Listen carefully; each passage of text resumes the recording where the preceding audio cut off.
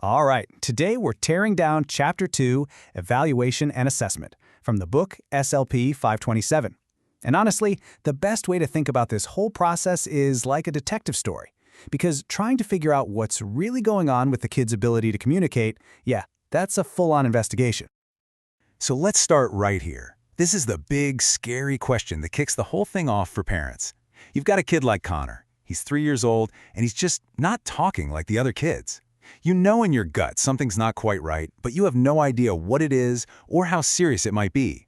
This is that moment the phone rings at the detective's office. And this quote, this is the core dilemma. This is the tightrope walk every SLP and every parent has to do. Is this just a kid taking their sweet time, a simple delay they'll grow out of, or is it a genuine disorder that needs us to jump in and start therapy right fucking now? You make the wrong call here, and you could waste precious, critical time. The stakes are high. So, before we get into all the different tests and tools, you've got to understand the mission. What's the point of all this? Well, every single assessment is trying to answer these 4 big questions. First, do we even have a case? Is there a problem to investigate? Second, what's the scene of the crime look like right now? Get a baseline. Third, based on the evidence, what's our plan of attack? We set some goals. And finally, we got to check in and see if our plan is actually making a damn bit of difference. Is it working? Okay, so let's get into the first phase of the investigation, gathering intel. You know, a good detective doesn't just kick down the door and start grilling people. No, they do their homework first. They get the case file, they talk to witnesses, they get the lay of the land. First, let's just kill some of the jargon you might hear. The word appraisal. All that means is the entire investigation, the whole damn thing from that first phone call all the way to the final report. It's the umbrella term for the whole shebang. Then you have assessment. Now, this is the actual legwork. This is the detective hitting the streets, collecting clues. We're talking test scores, watching the kid play, talking to parents and teachers, all of it. It's the process of gathering the raw data.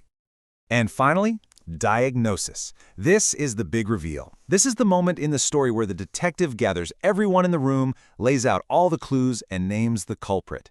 It's when we put a specific label on the problem based on all the evidence we've collected. And let me be really clear about this. This is not a one-person show. A solid diagnosis comes from a whole team of experts. The family? They're the #1 source. Their intel is absolutely crucial. The audiologist checks the hearing. You can't do anything until you know the kid can actually hear.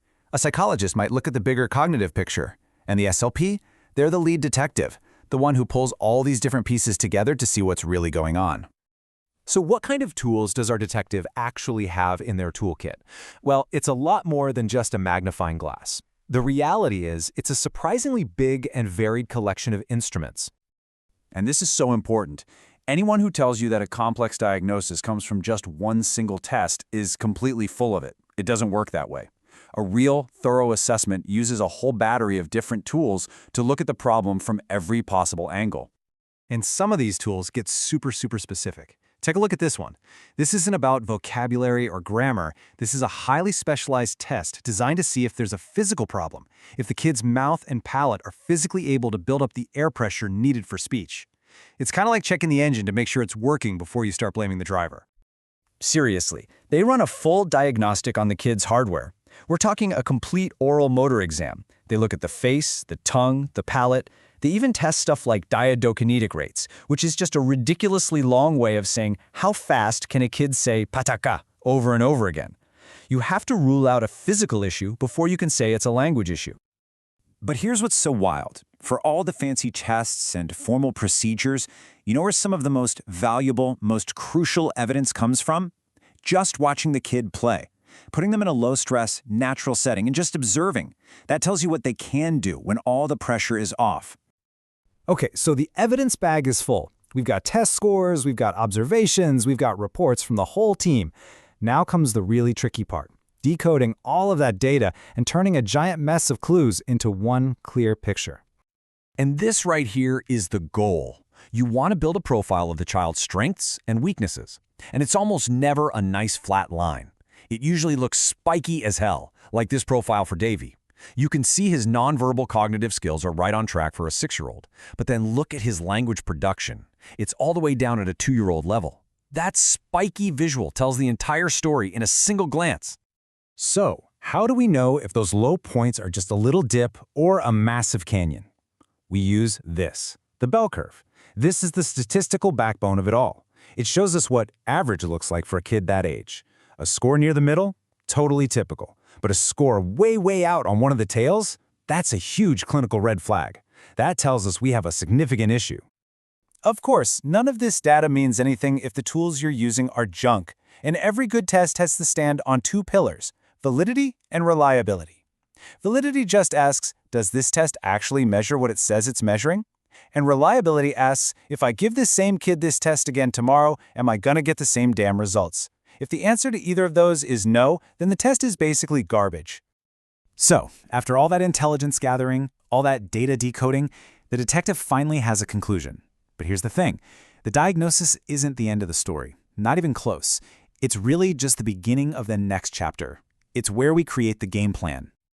All of that intense detective work gets organized and written up into a concrete plan of attack. You lay it all out. Here was the presenting problem. Here are the specific questions we needed to answer, and here are the tools we used to get those answers.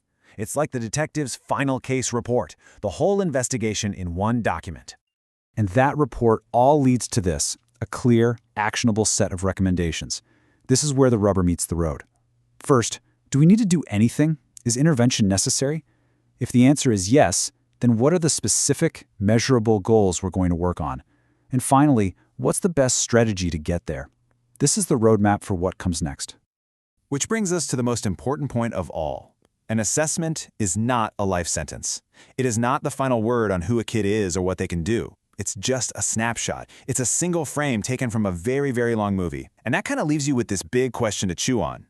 If we're only ever looking at snapshots, how can we ever really know what the full movie of a child's life is going to look like?